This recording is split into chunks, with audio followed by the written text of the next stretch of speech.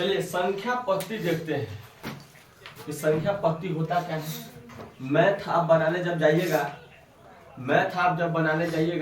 तो आपको संख्या पत्ती यानी नंबर सिस्टम का जानकारी होना बहुत जरूरी है। और नंबर सिस्टम आपको अगर नहीं आता है तो आप सवाल नहीं बना पाइएगा। तो चलते हैं नंबर सिस्टम क्या होता है देखते हैं। सबसे पहला जो है प्राकृतिक संख्या है, जिसको हम लोग इंग्लिश में कहते हैं नेचुरल नंबर। जिसको हम इंग्लिश में क्या कहते हैं, नेचुरल नंबर। सबसे पहला है प्राकृतिक संख्या है नेचुरल नंबर, यानी कि यहाँ पे हम लिखे कि गिनती की सभी संख्याएं प्राकृत संख्या कहलाती है। यानी कि हम कोई भी संख्या को हम लेंगे, यानी कि गिनती जहां से हम स्टार्ट करते हैं वह सभी संख्याएं प्राकृत संख्या कहलाती है। यानी गिनती की संख्या, हम लोग गिनती कहां से स्टार्ट करते हैं, तो 1 से गिनती स्टार्ट करते हैं, न कि 0 से। 1 से स्टार्ट करेंगे, तो 1 से जब हम गिनती स्टार्ट करेंगे 1 2 3 4 5 6 7 8 9 10 और ऐसे करके हम क्या करते हैं, गिनती स्टार्ट करते हैं। तो वैसी संख्या है जिसको हम लोग गिनते हैं उसे हम क्या कहते हैं, प्राकृत संख्या कहलाती है। जैसे यहाँ लिखा हुआ है कि गिनती की सभी संख्याएं प्राकृत संख्याएं कहलाती है। यह 1 से शुरू होती है और अनंत तक जाती है, यानी इसका कोई अंत नहीं है, इसका कोई सीमा नहीं है कि कहां तक संख्या होगा, अनंत तक जा सकता है। जैसे 1 2 3 डॉट डॉट डॉट। तो हम जान गए प्राकृत संख्या किसे कहते हैं। दूसरा है पूर्ण संख्या है, जिसको हम लोग कहते हैं होल नंबर। पूर्ण संख्या क्या होता है, तो पूर्ण संख्या बहुत आसान है। आप क्या कीजिए कि प्राकृत संख्या के आगे 0 लगा दीजिए, यानी जहां हम गिनते थे 1 से लेकर के उसके आगे हम अगर 0 काउंट कर दे यानी 0 जोड़ दे तो वो सभी संख्या पूर्ण संख्या कहला जाती है। जैसे देखिए प्राकृत संख्याओं के समूह में अगर 0 को भी शामिल कर ले तो ऐसी संख्याएं का समूह जो है पूर्ण संख्या कहलाता है। यानी कि प्राकृत संख्या हमें स्टार्ट किए 1 से और उसके आगे हम क्या किए, अगर 0 जोड़ देते हैं, उसके आगे हम 0 अगर जोड़ देते हैं तो वह सब संख्या क्या कहलाता है, तो पूर्ण संख्या कहलाता है। पूर्ण संख्या कहलाता है, यानी कि प्राकृत संख्या स्टार्ट होता है 1 से और पूर्ण संख्या स्टार्ट होता है 0 से, यानी 0 से। तो प्राकृत संख्या हम जान गए, पूर्ण संख्या भी हम जान गए। प्राकृत संख्या किसे कहते हैं, 1 से स्टार्ट होगा, यानी गिनती की संख्या को प्राकृत संख्या कहेंगे। पूर्ण संख्या किसे कहेंगे, तो प्राकृत संख्या के आगे हम अगर 0 जोड़ देंगे तो वो सब क्या हो जाएगा, पूर्ण संख्या हो जाएगा।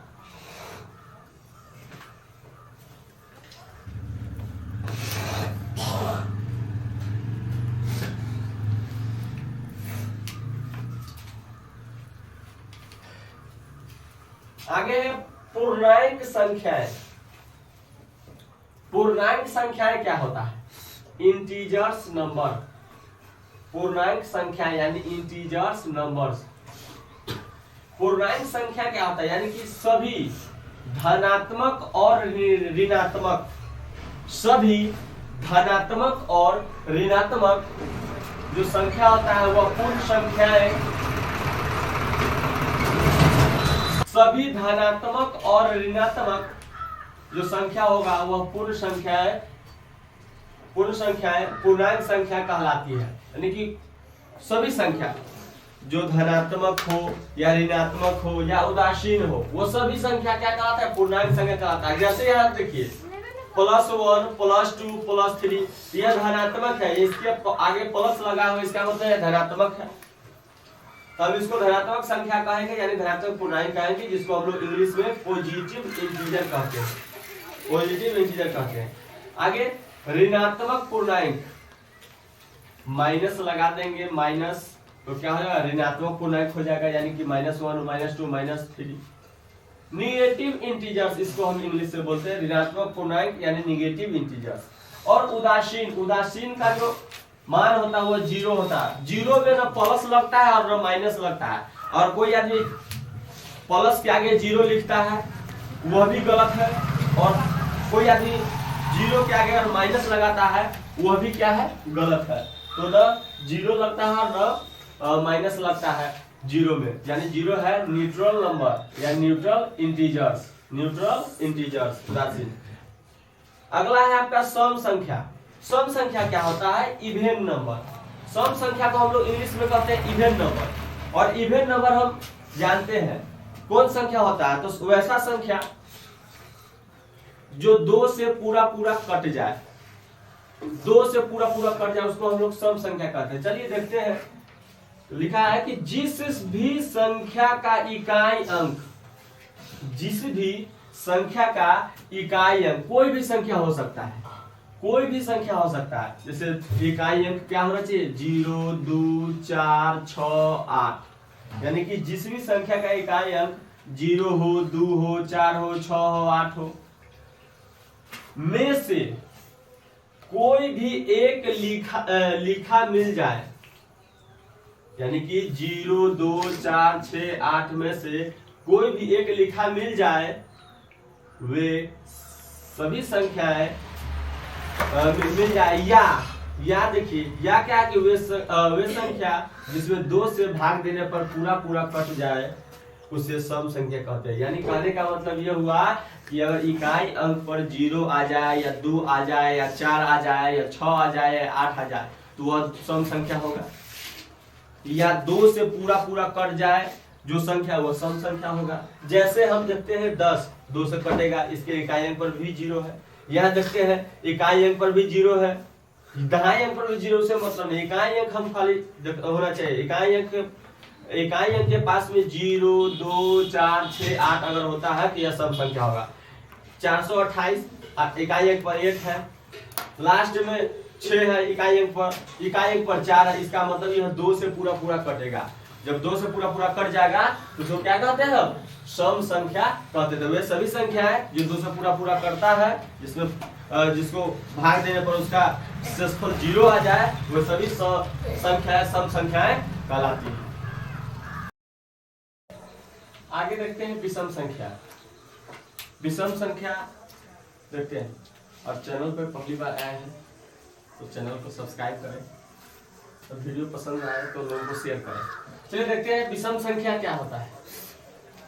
ऑड नंबर, ऑड नंबर ऐसी कोई भी संख्या जिसके इकाई स्थान पर 0, 2, 4, 6, 8 लिखा न हो, या वे संख्या जो 2 से पूरा पूरा न कटे विषम संख्या कहलाती है। सिंपल सा लॉजिक ये समझिए, जो संख्या 2 से पूरा पूरा कट जाएगा वह सम संख्या होता है, और जो संख्या 2 से पूरा पूरा नहीं कटेगा वह क्या होता है, तो विषम संख्या होता है। यही देख लीजिए, यह 2 से पूरा पूरा नहीं कटेगा क्योंकि इसके इकाई स्थान पर 3 है, ई नहीं कटेगा, इसके इकाई स्थान पर 1 है। यानी कि वे संख्या है जिसके इकाई स्थान पर अगर 2, 4, 6, 8 अगर ये सब रहता है तो वह 2 से पूरा पूरा करते वह सम संख्या होता है। लेकिन यह क्या है, इकाई स्थान पर 2, 4, 0, 2, 4, 6, 8 नहीं है, इसका मतलब यह विषम संख्या है। तो विषम संख्या समझ गए, जो 2 से पूरा पूरा नहीं करता हो, जिसमें 2 से पूरा पूरा भाग नहीं लगता है, यानी जो 2 से पूरा पूरा भाग लगाने पर उसका शेषफल 0 नहीं आता है, वह सब विषम संख्या कहलाता है। आगे भाज्य संख्या, कंपोजिट नंबर्स। भाज्य संख्या क्या होता है, कंपोजिट नंबर्स इंग्लिश में कहते हैं कंपोजिट नंबर। वे संख्याएं जो अपने आप से या एक के अलावा किसी और भी संख्या से पूरा पूरा कट जाए उसे भाज्य संख्या कहते हैं। यानी कि कहने का मतलब यह हुआ कि वह संख्या जो 1 से कटे, अपने आप से कटे और उसके अलावा किसी और संख्या से कट जाए उसे हम भाज्य संख्या कहते हैं। जैसे अब यहाँ लिखते हैं 4, यह क्या होगा, 1 से भी कटेगा, 2 से भी कटेगा और 4 से भी कटेगा। इसका फैक्टर कितना है कटने का, 3 है। हम लिखते हैं 9, यह 1 से भी कटेगा, 3 से भी कटेगा, यह 9 से भी कटेगा। हम इसी में लिखते हैं 12, हम इसमें लिखते हैं 12, तो क्या होगा, 12 किससे कटेगा, तो 12 1 से भी कटेगा, 2 से भी कटेगा, 4 से भी कटेगा, 6 से भी कटेगा और 12 से भी, यानी सब बहुत सारा फैक्टर है।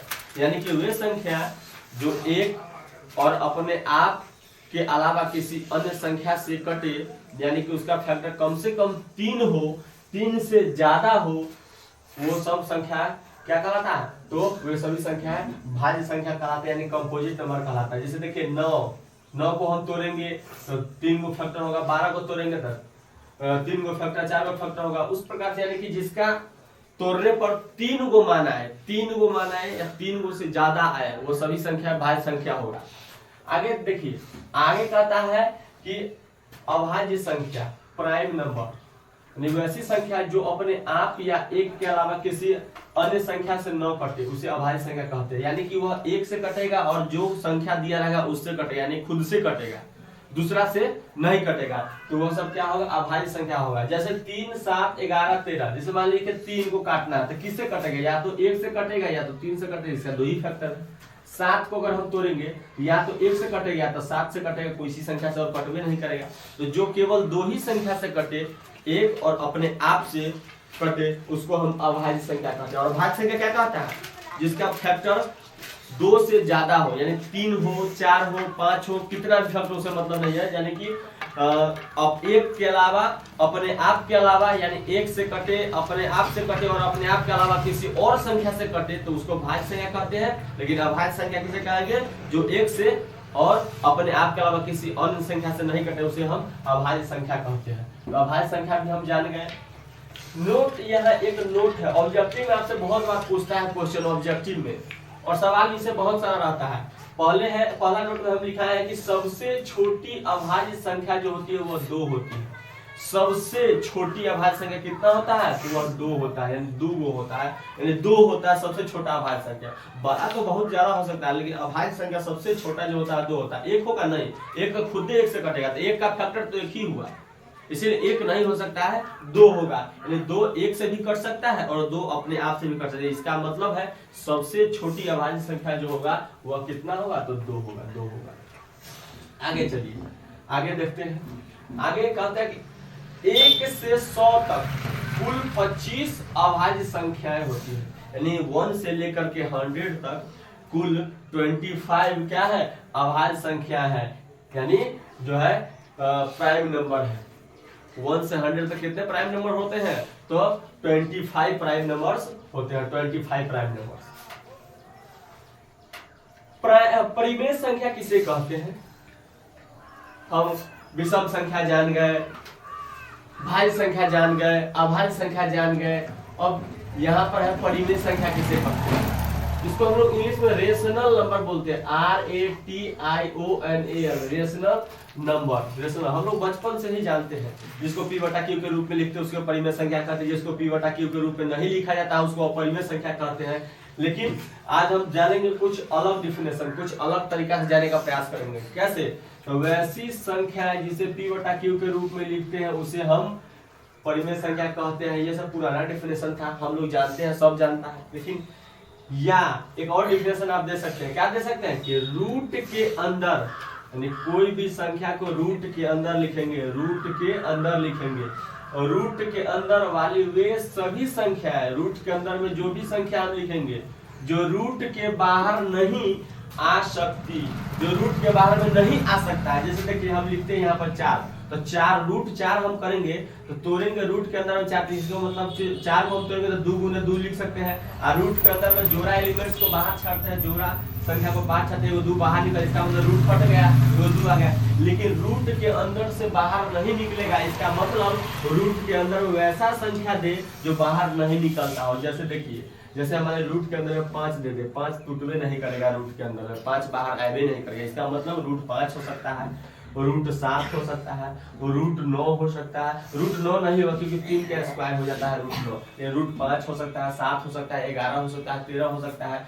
यही लिखा है कि जो रूट के बाहर नहीं आ सकती ऐसी सभी संख्याएं को परिमेय संख्या कहते हैं। जैसे 2, रूट के अंदर में 2 करेंगे तो 2 को हम कैसे बाहर निकालेंगे? क्योंकि खाली रूट 4 रहता तो हम 2 निकाल सकते हैं, लेकिन रूट 2 को 2 हम नहीं निकाल सकते हैं। 2.7 2.7 मतलब 2.7 है, 2.7 को आप तो लेते क्या होगा, दशमलव गुणा एक लिखा अपना, एगो जीरो, एक अंक के बाद दशमलव है तो एगो जीरो, तो मतलब 27/10। ये इसको रूट के अंदर में अगर मान लिया हम इसको लिखते हैं तो क्या 27/10 को आप तोड़ सकते, तो नहीं तोड़ सकते। इसका मतलब 2.7 भी नहीं आ सकता है, और यह 22/7 ये भी नहीं आ सकता है, इसको भी हम बाहर नहीं निकाल सकते। और 22/7 पाई का मान भी होता है, याद रखिएगा 22/7 कभी कभी पाई का मान भी होता है, पाई का सिंबल होता है ऐसे। जो आगे है, आगे हम देखते हैं, आगे हम जानते हैं। अपरिमेय संख्या, अपरिमेय संख्या जिसको हम लोग कहते हैं इरेशनल नंबर। परिमेय संख्या जान गए, रेशनल नंबर। अब जानते हैं अपरिमेय संख्या, इरेशनल नंबर क्या होता है। तो अब ये पढ़ेगा परिमेय संख्या में, वैसी संख्या जो p/q के रूप में लिखते हैं उसको परिमेय संख्या कहते हैं। तो अपरिमेय क्या होगा कि वैसी संख्या जिसे हम p/q के रूप में नहीं लिखते हैं, नहीं लिख सकते हैं, उसे हम क्या कहेंगे, तो अपरिमेय संख्या कहेंगे, अपरिमेय संख्या कहते हैं। इसको हम लोग इरेशनल नंबर बोलते हैं। अपरिमेय संख्या जो रूट के बाहर निकल जाए, जो बाहर रूट के बाहर नहीं निकलता उसको भी क्या कहते हैं हम, अपरिमेय संख्या कहते हैं। जैसे देखिए √2, √5, 2 + √3, 4/√5, ये कुछ भी दे जो p/q के रूप में नहीं लिखा जा सकता है उसको हम लोग क्या कहते हैं, अपरिमेय संख्या कहते हैं। जैसे एक नोट में पूछता है एग्जाम में बहुत बार, पाई एक संख्या है, पाई एक संख्या होता है। 10वां के एग्जाम में, 12th के एग्जाम में बहुत बार ये क्वेश्चन पूछ चुका है, बहुत बार क्वेश्चन पूछ चुका है। एक नंबर में ये पाई एक संख्या है, ऑप्शन में आपको रहेगा परिमेय संख्या, अपरिमेय संख्या, भाज्य संख्या, ऑप्शन नंबर डी में रहेगा नन ऑफ दीज या इनमें से कोई नहीं। तो बाबू ने पाई जो है, पाई एक क्या है, तो अपरिमेय संख्या है। पाई जो है क्या है, तो अपरिमेय संख्या। पाई एक क्या है, अपरिमेय संख्या है। तो हम जान गए कि भाज्य संख्या क्या होता है, अभाज्य संख्या क्या होता है, विषम संख्या क्या होता है, सम संख्या क्या होता है, परिमेय संख्या क्या होता है, अपरिमेय संख्या क्या होता है। इसके बाद आपको आता है, इसके बाद आपको जो आता है, आपको आगे हम देखते हैं एक संख्या आता है, देखिए आगे है वास्तविक संख्या। वास्तविक संख्या को हम लोग कहते हैं रियल नंबर, रियल नंबर। तो अभी हमने जितना भी संख्या पढ़े हैं, जितना भी संख्या पढ़ के आया है, वो सभी संख्या वास्तविक संख्या है। इसका हम डिफिनेशन क्या देख सकते हैं, वे सभी संख्याएं, वे सभी संख्याएं, वे सभी संख्याएं, वे सभी संख्याएं वास्तविक संख्या कहलाती है। वास्तविक संख्या कहलाती है, कहलाती है। जैसे यानी कि अभी तक जितना संख्या पढ़ के आए हैं सब संख्या क्या है, वास्तविक संख्या कहलाता है। जैसे हम आपको प्लस में मान रखे, माइनस में मान रखे, पूर्णांक में मान दे, बट्टा में दे, नहीं दे, p/q के रूप में लिखे, नहीं लिखे, और परिमेय संख्या हो, परिमेय संख्या हो, धनात्मक पूर्णांक हो, ऋणात्मक पूर्णांक हो, जितना भी संख्या हो, सभी संख्या क्या है कि वह सभी संख्या क्या है, वास्तविक संख्या के अंतर्गत में आता है। तो इसमें आप प्लस रूट में लिखिए, 4/5 लिखिए, 0.07 लिखिए, 0.27 लिखिए, या माइनस में मान रखिए, या प्लस में मान दीजिए, या 0 दीजिए, या कुछ भी वास्तविक संख्या में कुछ भी जितना संख्या आप पढ़े हैं वह सारा संख्या क्या है, वास्तविक संख्या में आता है। तो इस तरीके से हम क्या किए कि संख्या पद्धति के बारे में हम आज क्या किए, पढ़े हैं। संख्या पद्धति के बारे में आज हम क्या कर लिए, जानकारी पद्धति, संख्या पद्धति, संख्या पद्धति के बारे में हम क्या किए हैं, आज पढ़े थे। आपको सारा संख्याओं का क्या है निचोड़ पता चल गया, और सारा संख्या कैसे क्या होता है, नहीं होता है, सम संख्या क्या होता है, प्राकृतिक संख्या क्या होता है, विषम संख्या क्या होता है, भाज्य संख्या क्या होता है, अभाज्य संख्या क्या होता है, सारा संख्या आप जान गए। तो आशा करते हैं कि आप लोगों को यह वीडियो अच्छा लगा होगा। अच्छा लगा होगा तो एक लाइक कीजिएगा, और चैनल में पहली बार आए हैं तो सब्सक्राइब कर दीजिए, और दोस्तों को शेयर करें ताकि ऐसा वीडियो सभी लोगों के पास पहुंचे और जल्द से जल्द मिले। इसके लिए बेल आइकन भी दबाइए। तो मिलते हैं नेक्स्ट वीडियो में। जय हिंद।